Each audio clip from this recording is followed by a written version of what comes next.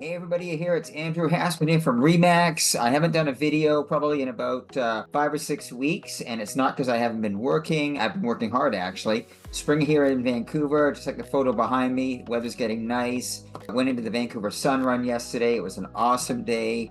Amazing, running with 50,000 plus people through the streets of the city. Very, very cool. Anyway, let's talk about real estate, what's happening here in Vancouver. The April stats are not yet out. And I love doing these videos before the stats because then you sort of get a read on the market from myself, who I consider to be kind of boots on the ground. I'm talking to the buyers, I'm talking to the sellers, of course, chiming in, listening to other realtors podcasts and other economists podcasts, and of course the media, what's going on out there. So much going on with respect to uncertainty, the economy. We've got a war in the Middle East. We've got the Indigenous land claim issue here in BC, which is definitely weighing on the market. And anytime we have, a uncertainty, it just affects people's confidence to buy, also sell. So one of the interesting things I'm seeing out of the marketplace, inventory seems to be leveling off, and in some cases it's almost declining a little bit. And I think that's sellers hesitating to come to the market, thinking that the market, it's just not a great time to sell. And so people are either taking homes off the market or just delaying their selling plans, waiting for this market to turn around. And of course, we just don't know when that's going to happen. Buyers seem to be a little bit more interested in the market in that prices have come down. There's tremendous opportunity here in Vancouver. And so I thought I'd talk this morning a little bit about where I see the best opportunity in the marketplace. And for that, in my market, which is predominantly west side Vancouver, also some east side, I see really, really great opportunities in building lots, in older homes, on 50-foot lots, slightly larger lots. We have seen, from what I can see, a tremendous decline in property values. So, and I've been seeing this now really since late last year, 2025, and an acceleration of property values to the downside in the last sort of 4 or 5 months. So you can now buy a standard 50 by 130 foot lot. That's like a 6,000 square foot lot with an older home on it. And when I say older, say 1970 or earlier, the home may be clean, but the value is primarily in the land. Like 90% plus of the value is really the land value. The home, as I said, it's livable. Someone might buy it and do a major renovation to it, but really the value is in the land.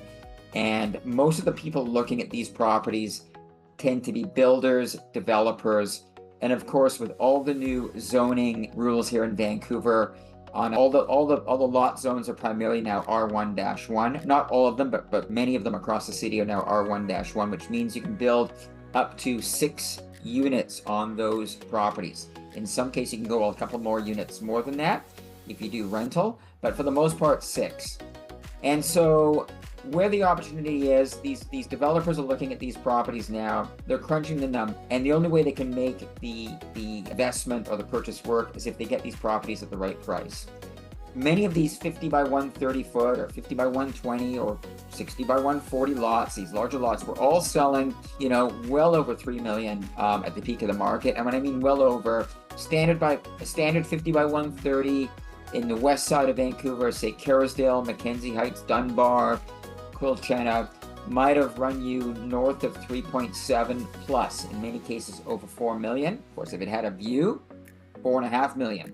Those properties now, if you would have paid or the property for say 3.7 at the peak in 2022, that same property today, older house, standard flat level 50 by 130 foot lot, today we're seeing them listed on the market for 2.9 and selling in some cases below that. So we're gone from 3.7 to say 2.9. You do the math, the decline is dramatic. So, sellers have to get their heads around these new values. And, we've been in to see some homeowners back in November, December, January, thinking that maybe we could get, 3.1-ish, maybe 3.2.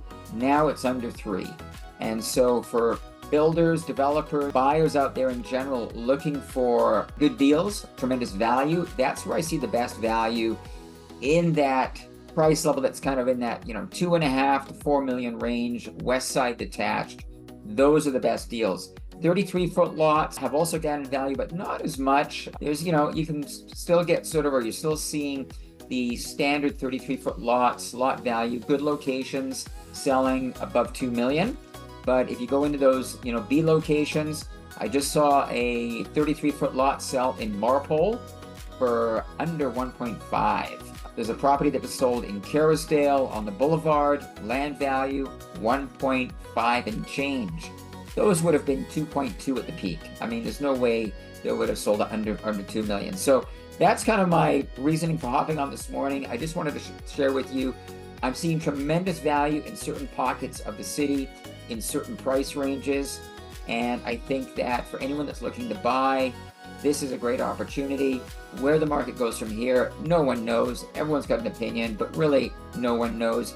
You have to make a decision whether it's time to sell or time to buy that suits you best.